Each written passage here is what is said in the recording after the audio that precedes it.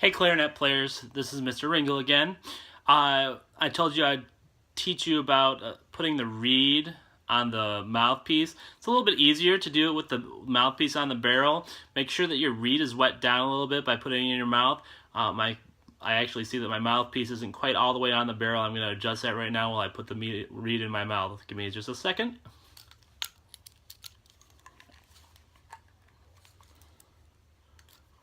Alright. So, keep your ligature on the mouthpiece, alright? You don't need to unscrew it. Mine is an inverted ligature. Most of yours are actually going to have where the screws are on the bottom, kind of like that, okay? They might point the other way. So don't change them, don't take them out, there's no need to. But mine is an inverted ligature, so my screws are on the top, okay?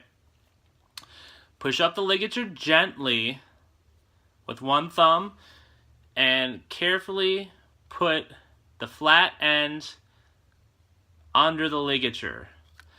Alright? Just so you see this from the other side. That's how the reed goes on. I'm going to take the ligature off. Don't do that.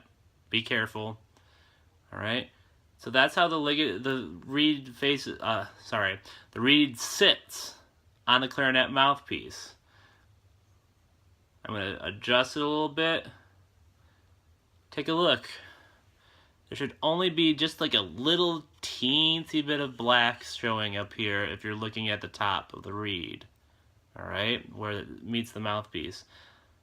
I'm going to carefully slip my ligature back over. Again, don't do this unless you're very confident or you want to pay for more reeds. Just be careful with your reeds. The tips of the reeds are really sensitive. I'm very gently touching it, and even then, Alright, so now you've got the reed on the mouthpiece. Okay, again, be careful. Now what you want to do, the first instinct when you go to put it in your mouth is to just straight on. No, that's bad. We want it more up and down than anything else. Say you.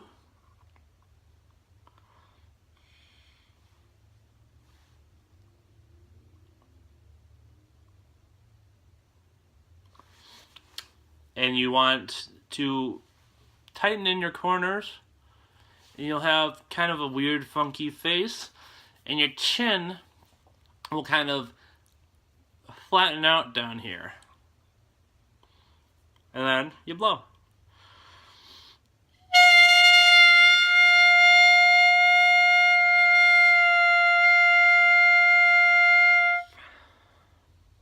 Alright, let's try that a few times. I'm going to face away because I think that was probably pretty loud in the microphone.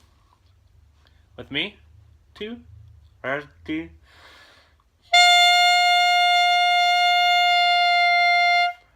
Two, again.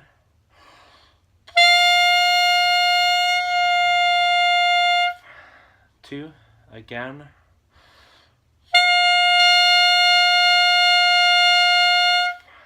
Two, last time.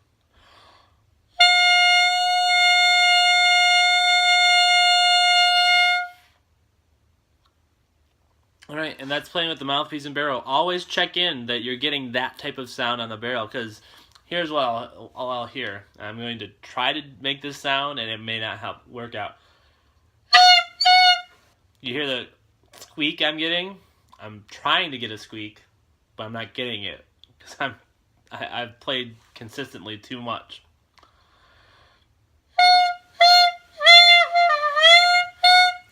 I can't even make a squeak. So if you're squeaking, what's happening is you're moving your mouth.